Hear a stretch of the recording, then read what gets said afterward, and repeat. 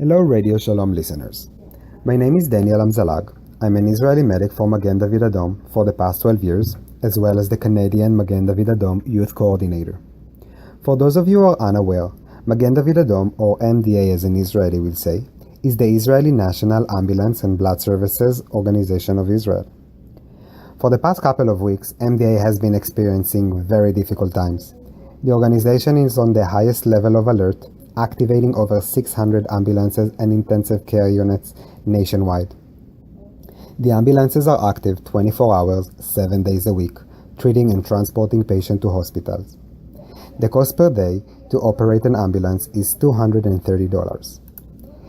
MDA must respond to every red alert siren, treat the casualties and deal with the regular day-to-day calls. So far, in the past 18 days of the operation, over 2,575 rockets have been fired on Israel. MDA treated over 570 people, 5 for medium injuries, 6 for serious injuries, and 3 fatalities.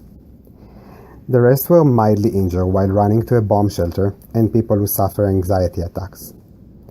MDA Blood Bank Services supplied and keep supplying hundreds of blood units to the victims in hospitals, some who were injured fighting to protect the States of Israel from Hamas terror organization.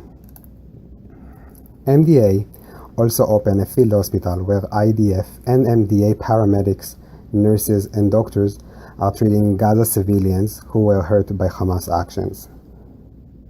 For donation and more information, please follow us on our website at cmdai.org or our Twitter at CanadianMDA or our Facebook page at facebook.com/Canadian Magen David Adom.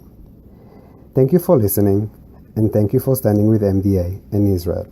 Magen David Adom, with you and for you. Stay safe. This was Daniel Amzalag for Radio Shalom.